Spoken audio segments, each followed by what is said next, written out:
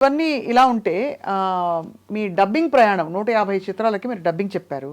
అవును. సో అది కూడా చాలా ముఖ్య పాత్రలకే చెప్తూ వచ్చారు. ముఖ్యంగా ఏంటంటే నాకు డబ్బింగ్ కార్డ్ నాకు ఎప్పుడు గుర్తుంచుకోవాల్సిన వ్యక్తి అచ్చిరెడ్డి గారండి. ఆయన నా కాలేజ్ నుంచి నేను ఏకపాత్రాభినయం చేశాను. ఎన్టీ రామారావు దానవీర సూరకర్ణల డైలాగులు అవి చెప్పానమాట. ఆయన చూసి చాలా ఇంప్రెస్ అయ్యి వాయిస్ కొంచెం కల్చర్ బాగుంది, మా సినిమాలో విలన్ ట్రై చేద్దామని నాకు ఆయనే డబ్బింగ్ యూనియన్ కార్డ్ ఆయన డబ్బులు కట్టేసేసి ఇంటికి పంపించాడు యూనియన్ కార్డ్. సో ఆయన నన్ను యాక్చువల్గా నన్ను డబ్బింగ్లో ఇనిషియేట్ చేయి నన్ను తీసుకెళ్ళింది. ఫస్ట్ పాత్ర ఏంటో మీది డబ్బింగ్ చెప్పిన పాత్ర? ఫస్ట్ పాత్ర మాత్రం బాగా హిట్ అయిన పాత్ర సింహాద్రిలో రాహుల్ దేవ్కి.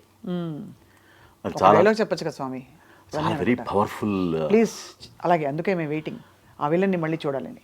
చాలా భయంకరమైనటువంటి కొంచెం వల్గారిటీతో కూడిన వ్యవహారం ఆ డైలాగ్ అది. ఆంటోనీతో కొనాలనో కదరా, సిగ్గుపడతాయే.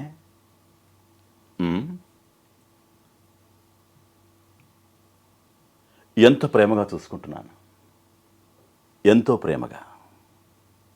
గత 3 నెలలుగా నేను ఎవరినైనా రేప్ చేశానా? ఎవరైనా మర్డర్ చేశానా? ఎవరిలో తగలబెట్టానా? లేదే. ఏం చేసింది? 10 మందిలో ఈ బాలనాయర్ని కొట్టింది. కొట్టింది. లోకువైపోయాను. అబ్బా సూపర్. మీకు చెప్పనా విశ్వ గారు, నిజంగా మీ డబ్బింగ్ వాయిస్ అయితే సూపర్. అది కూడా విలన్లకి అంత ఈజీ కాదు చెప్పడం. ఇప్పుడు కూడా కుబేరాల విలన్ కూడా చాలా ఇంట్రెస్టింగ్గా ఉంది. దిలీప్ సాహిల్ అని బాంబే విలన్. దిలీప్ సాహిలా బాంబే విలన్?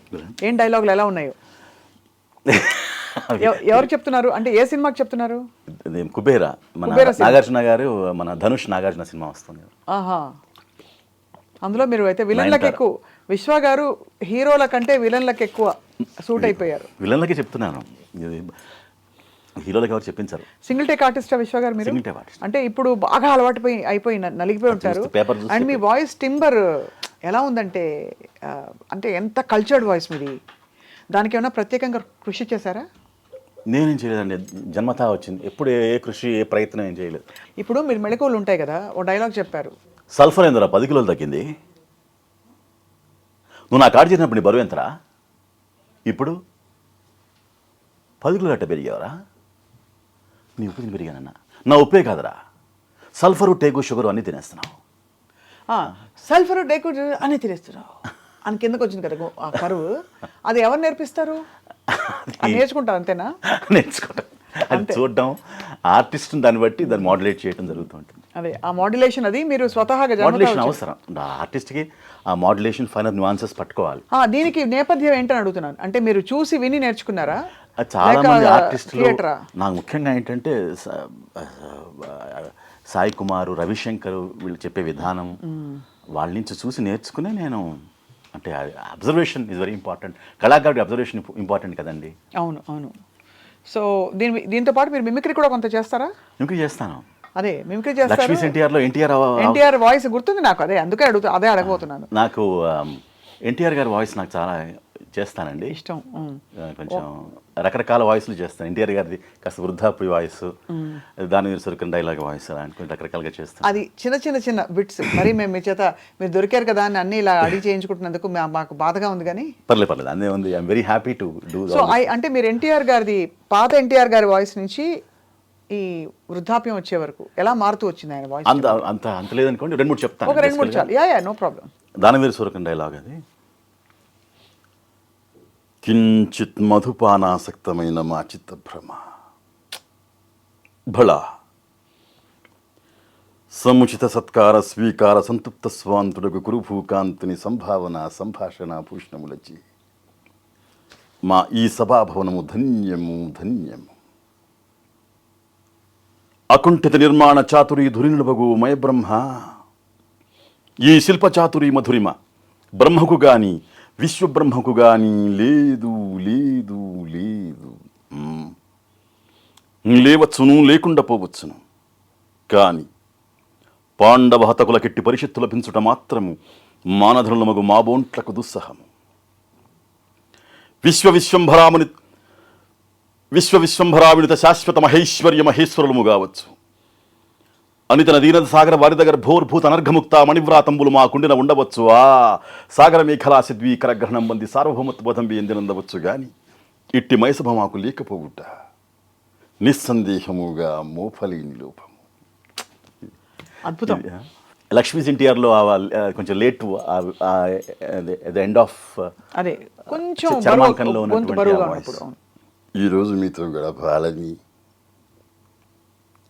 మీతో వార్తాలాపాలు చేయాలని ఎంతో ఉత్సాహంగా, ఉద్వేగంగా, ఒక రకమైనటువంటి ఉత్సాహభరితంగా మీ దగ్గరికి వచ్చాను. మనదే విధంగా సూపర్. ఇంకా ఎవరెవరు వాయిస్ చేస్తారు విశ్వ గారు? అద్భుతం అసలు. అంటే ఎంత తేడా చూపించారు. మీతో మాట్లాడాలని, మీతో నా మనసు పంచుకోవాలని ఉత్సాహంగా, ఉద్వేగంగా, మనదే విధంగా ఒక రకమైనటువంటి ఆనందాతిశయంతో మీ దగ్గరికి నేను రావటం జరిగింది. సూపర్, అద్భుతం. ఇలా కాకుండా విశ్వ గారు మీరు ఇతర వాయిసెస్ కూడా చేస్తారా? ఎన్టీఆర్ గారి వాయిస్ అందరికీ తెలుసు, ఎందుకంటే గతంలో మీరు లక్ష్మీస్ ఎన్టీఆర్ కి చెప్పవలసి వచ్చి చెప్పలేదు లాస్ట్ లో మళ్ళీ అని. నేను చెప్పాను. ఫైనల్లీ మీరే చెప్పారు. మధ్యలో ఫస్ట్ మీరు చెప్పారు, ఫస్ట్ నాది ఫైనల్ వాయిస్ నాదే. తర్వాత మీరు చెప్పలేదు, తర్వాత మళ్ళీ మీరు ఫైనల్ వాయిస్ మీరే అయ్యారు. యాక్చువల్గా ఏంటంటే అది ఆ పాత్ర నాకు వచ్చింది. యాక్చువల్గా I was suppose to do that character. ఓహో, నటన పరంగా మీకు రావాల్సింది. డబ్బింగ్ మీరు you ended up. I ended up doing dubbing. యాక్చువల్గా అది ఐ వాజ్ కొంచెం భయపడ్డా నేను, సో ఆన్ స్క్రీన్ రావడానికి. అందుకనే చేయలేదు. So I was not reluctant. I was reluctant to do the screen ముందు రావడానికి ఇష్టం లేదు. ఓహో, అది విషయం. ఏదో అప్పుడు తేడా జరిగిందని గుర్తుంది నాకు. సో కాకుండా అక్కినేని నాగేశ్వరరావు గారు కానీ పాత తరంగ వాళ్ళు, లేదు పాడే వాళ్ళ mimicry. I'm not much into mimicry, కానీ నాకు ముఖ్యంగా నాకు డబ్బింగ్ చెప్పడం, నాకు వాయిస్ ఆ క్యారెక్టర్ని మాడ్యులేట్ చేసి చెప్పడం చేస్తుంటాను కానీ, but I'm not as such naught into too much of mimicry as such. నేను పాటలు పాడమంటే పాడతాను, కొంచెం